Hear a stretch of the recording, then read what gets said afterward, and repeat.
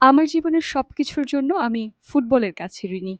আমার মনে হয় কখনো, কখনো একটু দুষ্টু বাচ্চা হলে ভালোই হয়। ফুটবল আমি খুব অল্প বয়সে শুরু করেছিলাম। মাকে তখন অনেক দৌড় করাতাম। আমার যখন ৪ বছর বয়স, উনি একদিন সত্যিই আমাকে ডাক্তারের কাছে নিয়ে গেলেন। আর বললেন, "ডাক্তারবাবু, ও তো কখনো দৌড়াদৌড়ি থামায় না। কি করব?" ডাক্তার আঙ্কেল ছিলেন খুবই ভালো। সে বললেন, "কি করবেন আর? ফুটবল খেলতে দিন।" এই শুরু হলো আমার ফুটবল ক্যারিয়ার। এরপর খেলায় একদম ডুবে গেলাম। মনে আছে এত বেশি ফুটবল খেলতাম ২ মাস পর, পর জুতো ছিঁড়ে যেত। তলা খুলে যেত। এরপর মা সেগুলো সেলাই করে দিতেন।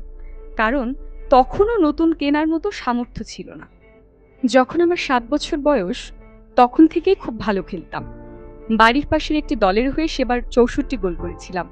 এরপর একদিন মা আমার রুমে এসে বললেন, "রেডিও স্টেশন থেকে তোমার সঙ্গে কথা বলতে চায়।" আমরা স্টেশনে গিয়ে সেবার সাক্ষাৎকার দিলাম। খুব লজ্জা পেয়েছিলাম কারণ তখনও আমার মুখে কথার খই ফোটেনি সেরম। সে বছরই বাবা একটা ফোন পেলেন রোজারিও সেন্ট্রালের যুবদলের কোচের কাছ থেকে। আমি যেন তাদের হয়ে খেলি। ব্যাপারটা একটু মজারই কারণ বাবা তখন নিউ ওয়েলস ওল্ড বয়েজের অনেক বড় ভক্ত ছিলেন। আর মা সেন্ট্রালকে সমর্থন করতেন। রোজারিওতে জন্ম না হলে প্রতিদ্বন্দ্বিতার মাত্রাটা আপনি ঠিক বুঝতে পারবেন না। একদম জীবন মরণ ব্যাপার যেন। ক্লাসিকোর পর যে হারতো তাকে ১ মাস ধরে পচানো হতো। আপনি কি কল্পনা করতে পারছেন মা কতটা রোমাঞ্চিত ছিলেন সেন্ট্রাল থেকে ডাকার পর? বাবা বললেন, "এটা অনেক দূর হয়ে যায়। আমি কিছু জানি না। ৯ কিলোমিটার যেতে হবে। আমাদের গাড়িও নেই। কিভাবে ওকে নেব?" তখন কিন্তু মাই বলেছিলেন, "না, না, কোনো চিন্তা করবে না। আমি ওকে নিয়ে যাব। কোনো সমস্যা নেই।" সে সময় জন্ম নিল গ্রাসিয়েলা। কোনো মানুষ নয়, এটা একটা পুরনো হলুদ রঙের সাইকেল। মা আমাকে এটাতে করে প্রতিদিন অনুশীলনে নিয়ে যেতেন। ছোট একটা ঝুড়ি ছিল সামনে আর পেছনে একজনের বসার মতো জায়গা। কিন্তু সমস্যাটা এখানেই। কারণ আমার বোনকেও আমাদের সঙ্গে যেতে হতো। বাবা তখন কাঠের একটা সিট বানালেন পাশে। বোন সেখানে বসতো। একবার কল্পনা করে দেখুন, একজন নারী শহরের ভেতর দিয়ে একটা ছেলেকে পেছনে, মেয়েকে পাশে ও সামনের ঝুড়িতে জুতা, নাস্তাসহ কিট ব্যাগ নিয়ে সাইকেল চালাচ্ছে। উঁচু পাহাড়, নিচু পাহাড়, রাস্তার মানুষ ড্যাব ড্যাব করে তাকিয়ে আছে। বৃষ্টির দিন, ঠান্ডার মধ্যে, অন্ধকারের ভেতর কিচ্ছু যেত আসতো না। মা শুধু প্যাডেল চাপতে থাকতেন। গ্রাসিয়েলা আমাদের গন্তব্যে নিয়ে যেত। এবার একটু কঠিন সত্যটাও বলি।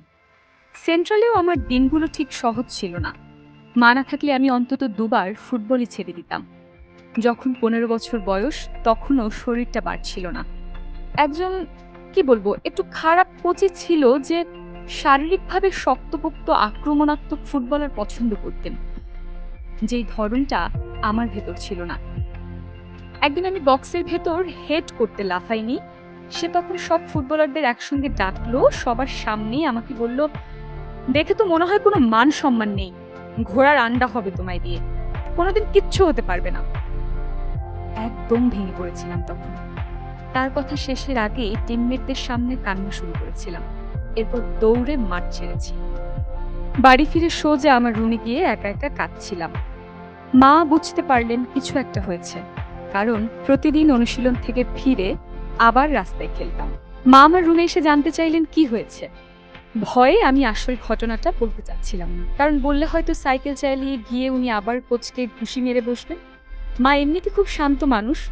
কিন্তু আপনি যদি তার সন্তানদের সাথে উল্টোপাল্টা কিছু করেন, ভাই দয়া করে রাস্তাটা তাড়াতাড়ি পার করুন। আমি বললাম মারামারি করেছি তাই কাঁদছি। তবে মায়ের মন তো, উনি জানতেন মিথ্যে বলছি। উনি তখন সেটাই করলেন যা সব মায়েরা করে। আমার অন্য এক বন্ধুর মাকে ফোন দিলেন সত্যিটা জানতে। এরপর রুমে ফিরে এলেন, তখনও আমি কাঁদছি। মাকে বললাম ফুটবল ছেড়ে দিতে চাই। পরের দিন বাসার বাইরেও যাইনি, স্কুলেও যেতে চাচ্ছিলাম না, খুব অপমানিত বোধ করছিলাম।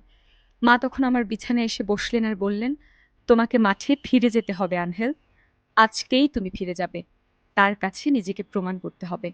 আমি সেদিন অনুশীলনে গেলাম। সেখানে একটা আচানক ব্যাপার ঘটল। সেদিন সতীর্থরা আমাকে নিয়ে কোনো মজা নেয়নি। তারা আসলে আমাকে সাহায্যই করেছে।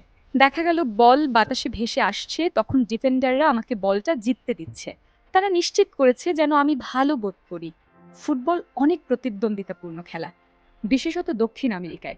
সবাই আরেকটু ভালো জীবনের খোঁজে থাকে, কিন্তু সবসময় ওই দিনটা মনে থাকবে কারণ তারা আমাকে ভুগতে দেখে সাহায্য করেছে। আমি দেখতে বেশ ছোটখাটো, হাড্ডিসার ছিলাম। ১৬ বছর বয়সেও মূল দলের হয়ে খেলতে পারিনি। বিষয়টা নিয়ে বাবা বেশ চিন্তিত হয়ে গেলেন। এক রাতে আমরা রান্নাঘরের টেবিলে বসলাম আর উনি বললেন, তোমার হাতে ৩টা অপশন দিচ্ছি। আমার সঙ্গে গিয়ে কাজে নামতে পারো, স্কুল শেষ করতে পারো, অথবা আর ১ বছর ফুটবলের চেষ্টা করতে পারো। কিন্তু যদি এটা না পারো তাহলে সোজা আমার সঙ্গে কাজে নামতে হবে। আমি তখন কিছুই বলিনি। পরিস্থিতিটাই বেশ ঘোলাটে। আমাদের টাকা দরকার তখন। মাই তখন বললেন, ও আরেক বছর ফুটবল খেলবে। তখন ছিল জানুয়ারি মাস। বছরের একেবারে শেষ মাস ডিসেম্বরে গিয়ে প্রিমিয়ার ডিভিশনে সেন্ট্রালের হয়ে অভিষেক হয় আমার। ওই দিন থেকে শুরু হলো স্পোর্টসের জীবন। কিন্তু সত্যি বলতে লড়াইটা আরম্ভ হয়েছে অনেক আগে। আমার মা যখন জুতো আঠা দিয়ে জুটতেন তখন, বৃষ্টির দিনে তার সঙ্গে গ্রাসিয়ালায় চড়ার সময়টায়, আমাকে নিয়ে আমার মায়ের একা লড়াইয়ের সময়টা।